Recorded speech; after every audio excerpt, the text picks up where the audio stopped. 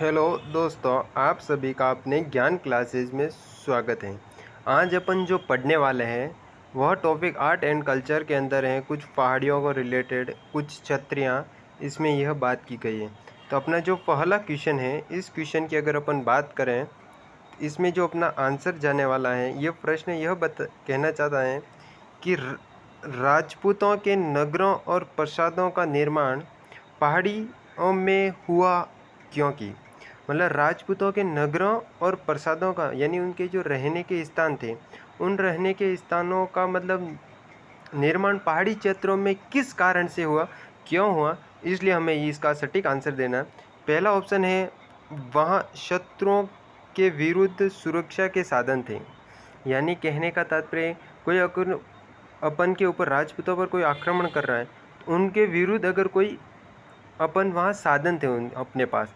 दूसरा बात है कि राजपूत थे वो प्रकृति प्रेमी थे। दूसरा ऑप्शन है प्रकृति प्रेमी। और तीसरा ऑप्शन कह रहा है वे नगर जीवन की घृणा करते थे।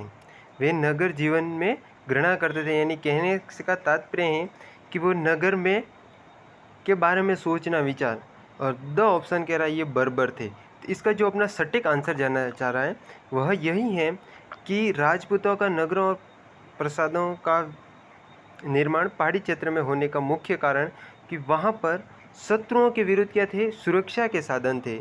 इसका मतलब अपना ऑप्शन क्या जाएगा, ए नंबर ऑप्शन जाएगा। दूसरा है अपना प्रश्न। दूसरा प्रश्न यह बता रहा है, दूसरा प्रश्न कि स्वर्णगिरी और स्वर्णगिरी के बारे में बता रहा है अपन को। स्वर्णगिरी और एक होता है स्वर्णगिरी, इस दोनों किस दुर्ग से संबंधित हैं। जिसमें स अधूरा आ रहा है तो वह जैसलमेर से हैं, और जिसमें स पूरा आ रहा है वह अपने किस से हो जाएगा, जालोर से हो जाएगा। तो इसका आंसर जो अपने जाने वाला है बी नंबर जाएगा। कौन सा जाएगा, बी नंबर इसका करेक्ट आंसर हो जाएगा। दूसरे प्रश्न की बात, तीसरे नंबर प्रश्न की बात करें, और तीसरा प्रश्न मोस्ट इम्पोर्टेंट, और ये प्रश्न समझना बहुत ज़रूरी है। यह प्रश्न कह रहा है कि 3 नंबर का कि मंगोल के नेता थे जिनका नाम था तैमूर।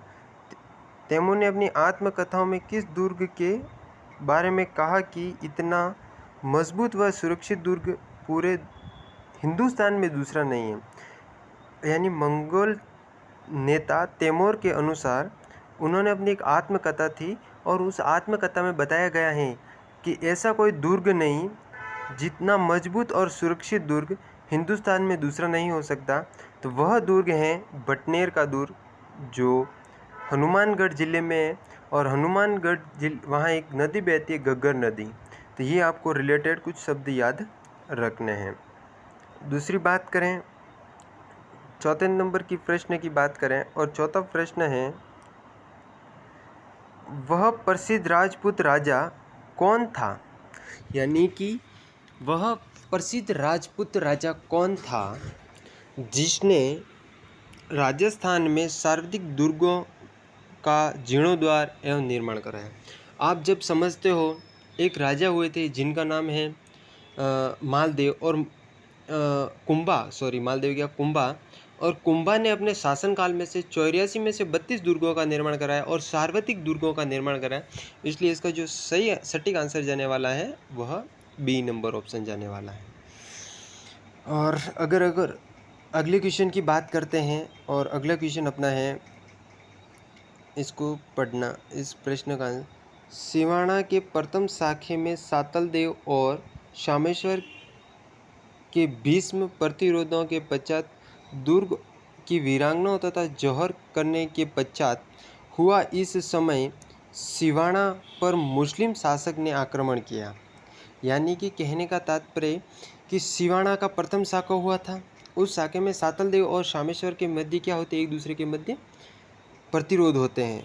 और उस समय जो वीरांगना थी, वहाँ की महिलाओं थी, उन्होंने क्या कर दिया, जौहर कर दिया। और जौहर करने के बाद वहाँ पर शासन समाप्त हो जाए। जौहर क्यों करना पड़ता है, कोई राजा हार के आ जाना है, तो वहाँ पर फिर किसका शासन रहा, किस मुस्लिम शासन का रहा, तो वह रहा अलाउद्दीन खिलजी का। तो इसका करेक्ट आंसर क्या नहीं है, बी नंबर। अगले क्वेश्चन की ओर चलते हैं। अगला क्वेश्चन अपना है जोगी महल। कौन सा महल, जोगी महल पुष्क महल और सुपारी महल किस दुर्ग में अवस्थित हैं? जोगी महल, पुष्क महल, सुपारी महल।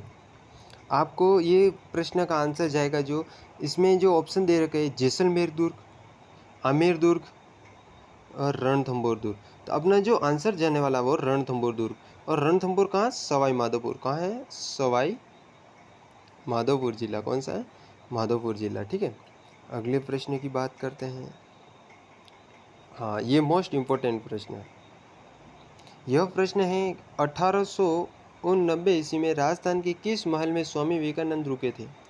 यानी इन्होंने सन दे रखा है और उन सन में अपन को बताना है कि 1889 ईस्वी में राजस्थान के किस महल में स्वामी विवेकानंद रुके थे।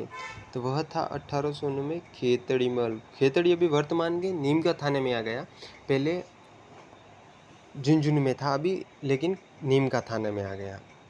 आगे की ओर चलते हैं। ये भी मोस्ट इम्पोर्टेंट है प्रश्न। यह प्रश्न कह रहा है कि दयानंद सरस्वती ने मारवाड़ के शासकों को किस महल में उपदेश दिए? यानी मारवाड़ के जो शासक थे उनको स्वामी दयानंद सरस्वती में द्वारा कहाँ पर उपदेश दिए गए? इनके ऑप्शन है हवा महल, उम्मेद पैलेस, अजीत भवन, राय का बाग। तो इसका जो आंसर जाने वाला है द नंबर, राय का बाग पैलेस। अगले क्वेश्चन की बात करते हैं। इस प्रश्न को आपको रटना नहीं, इस प्रश्न को समझ के आंसर देना। हवा महल का वास्तुकार कौन था? अत्रि, लालचंद्र, विद्याधर, डी सिल्वा। तो आपको इसका हवा महल के पीछे क्या आ रहा है? ल आ रहा है, तो आपको क्या जाना चाहिए? लालचंद्र। क्या जाना चाहिए? लालचंद्र।